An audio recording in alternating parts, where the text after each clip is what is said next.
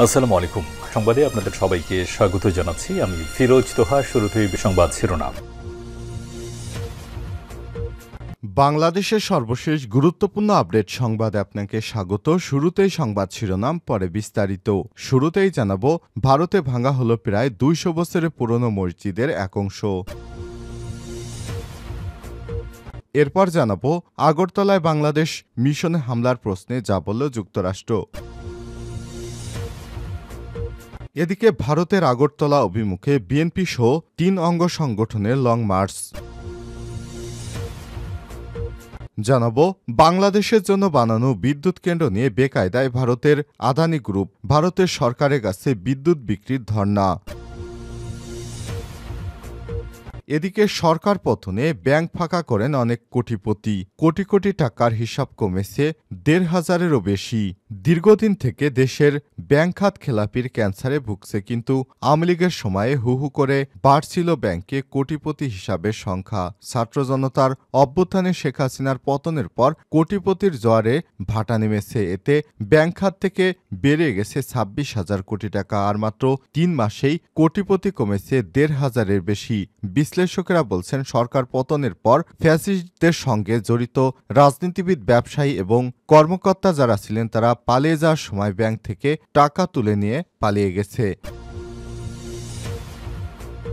এবং সর্বশেষ জানাবো, ছোট লোভ সামলাতে পারেনি সাবেক মুখ্য সচিব তোফাজ্জল মিয়া। বিগত আওয়ামী লীগ সরকার আমলে সর্বগ্রাসী দুর্নীতিতে জড়িয়েছে রাজনীতিবিদ, অনুগত ব্যবসায়ী থেকে শুরু করে প্রশাসনের কর্তা ব্যক্তিরাও। টাকার অঙ্কে তাদের দুর্নীতির হিসাব কোটিতে সীমাবদ্ধ নেই। হাজার হাজার কোটি টাকা পর্যন্ত ছাড়িয়ে গেছে হাসিনার প্রশাসনের কর্তা ব্যক্তিদের। এমন কেউ আছেন যারা ছোট লোভ সামলাতে পারেনি। তাদেরই একজন পতিত সরকারের প্রধানমন্ত্রী শেখ হাসিনার মুখ্য সচিব মোহাম্মদ তোফাজ্জল হোসেন। তিনি ছোট কোনো লোভও ছাড় দেননি। এভাবেই তিনি হাজার হাজার কোটি টাকা ইনকাম করেছেন। প্রিয় দর্শক, সরকারি টাকা এমনকি এতিমখানার টাকাও আত্মসাৎ করেছেন এই তোফাজ্জল। প্রিয় দর্শক, এতক্ষণ শুনছিলেন সংবাদ শিরোনাম, এবারে বিস্তারিত।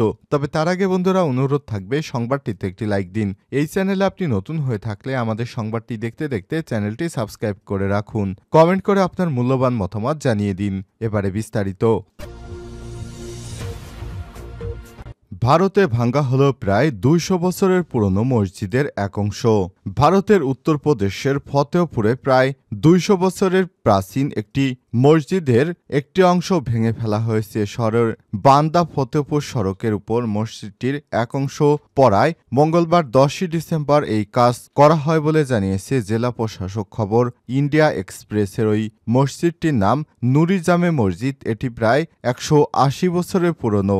জেলা প্রশাসক জানিয়েছে, সড়কের উপর মসজিদের একটি অংশ পড়ে যায় মসজিদটিকে নোটিশ দেওয়া হয়েছিল। তারপরও সেটি অংশ ভাঙেনি কমিটি। তাই নির্ধারিত সময়ের পর গণপূর্ত বিভাগ থেকে ওই মসজিদটির ওই অংশটি ভেঙে ফেলা হয়েছে।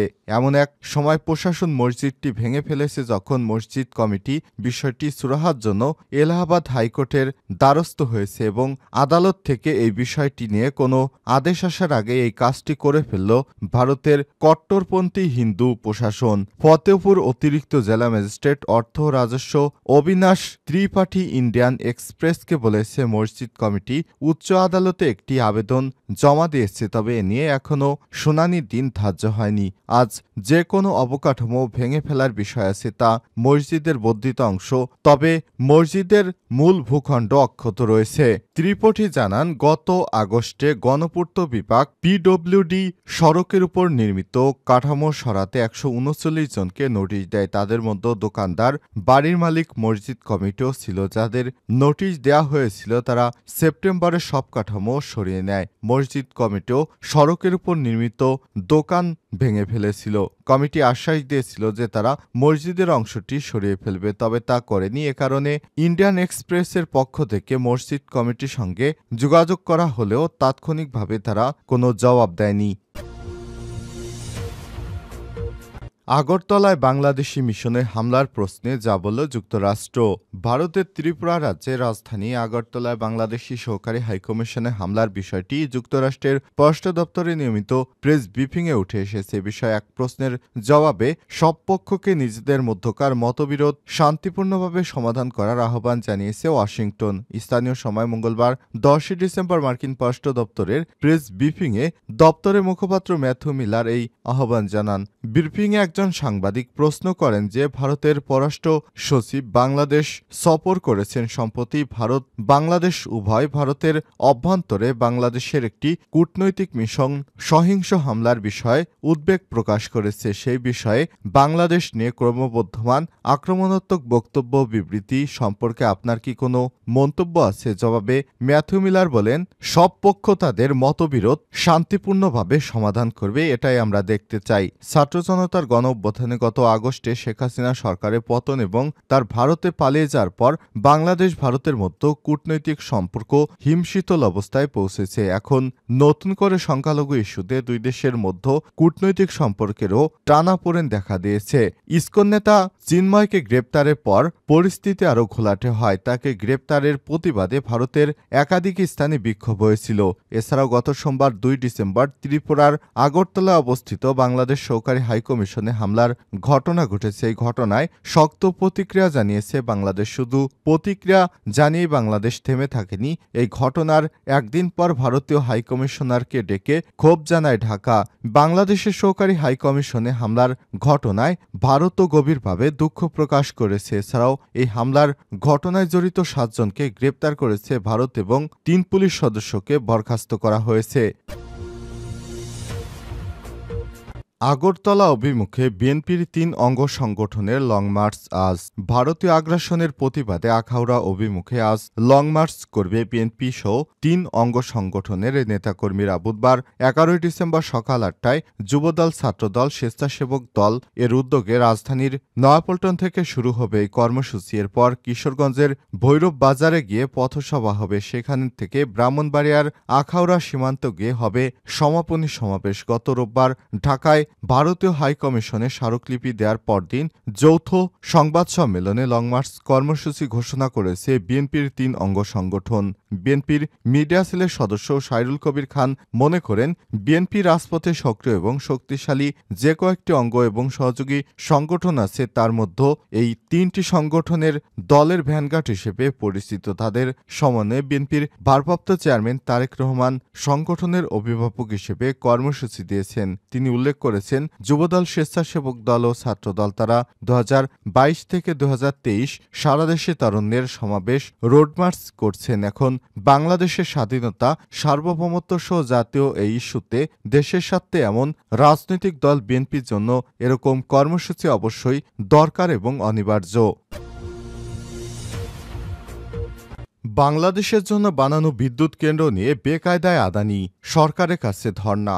$200 কোটি ব্যয়ে ভারতের ঝাড়খণ্ডে একটি বিদ্যুৎ কেন্দ্র নির্মাণ করে আদানি পাওয়ার লিমিটেড। এই কেন্দ্র থেকেই এতদিন শুধু বাংলাদেশেই বিদ্যুৎ বিক্রি করে আসছিল ভারতের প্রধানমন্ত্রী নরেন্দ্র মোদীর ঘনিষ্ঠ ভারতীয় ধনকুব গৌতম আদানির প্রতিষ্ঠানটি। তবে বাংলাদেশের রাজনৈতিক পথ পরিবর্তনের সঙ্গে সঙ্গে বেকায়দায় পড়ে বিদ্যুৎ কেন্দ্রটি। সেই বিপদ কাটিয়ে উঠতে মোদী সরকারের কাছে নতুন সুবিধা চায় তারা। তবে সম্প্রতি প্রতিষ্ঠানটির বিদ্যুৎ স্থানীয় বাজারে বিক্রির অনুমতি দেয়া হলেও তার জন্য কর পরিশোধ করতে হবে, যদিও এই ছাড়ের আবেদন করেছে আদানির প্রতিষ্ঠান।